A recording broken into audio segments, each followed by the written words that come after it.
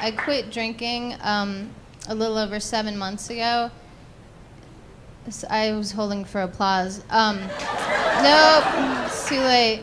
I also quit smoking, and thanks.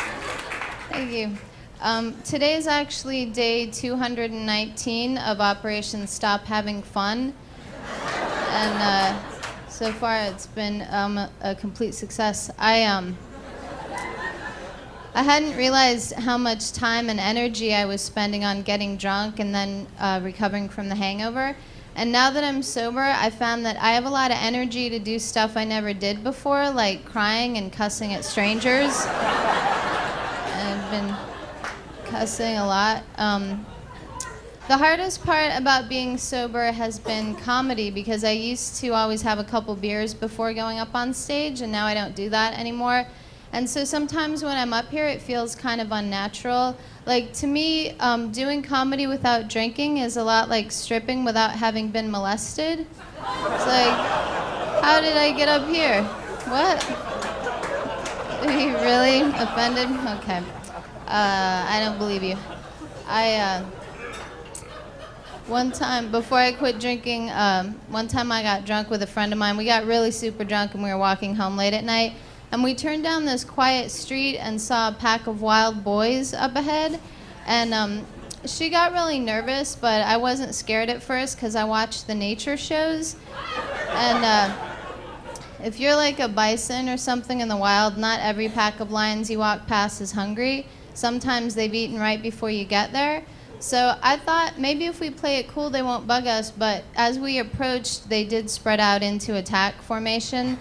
And one of them came up to each of us, and the guy that came up to me goes, "Hey, you looking for a good time?" And I said, "No, sir, you know what kind of time I'm looking for is the kind that involves an undercover cop." Because in my drunken logic, I thought that would convey that I was a cop, but it clearly doesn't mean that at all. And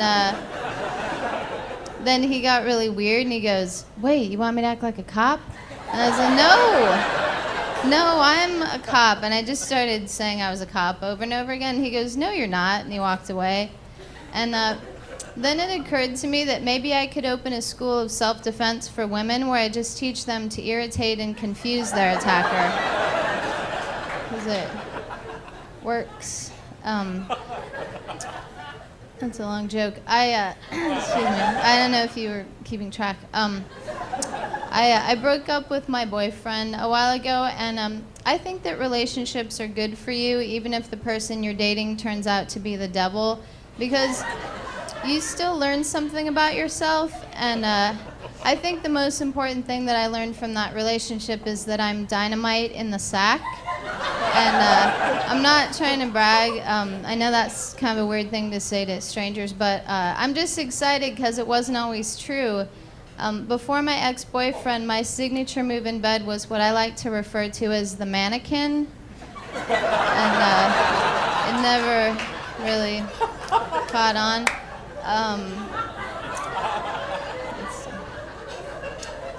Excuse me. Speaking of gay, I don't understand. I'm not gay. I don't understand why people get so worked up about gay marriage. Like, I don't care who marries each other. But I do find some of the arguments against it kind of interesting. Like, I heard someone on the radio saying, if we open the door to gay marriage, then what's next? Like, polygamists or people who want to marry their pets? And I just thought that was a shocking argument against gay marriage because, first of all, my dog is a guy, so if we get married, there's nothing gay about that. And secondly, if it weren't for the fact that we're not attracted to each other, I would marry my dog because I think that he would make a good husband because I think he would because he's really sweet and he's always happy to see me and he'll be dead in about 10 years. So, come on, ladies. Sorry, fellas. I don't mean it. But I'm not married.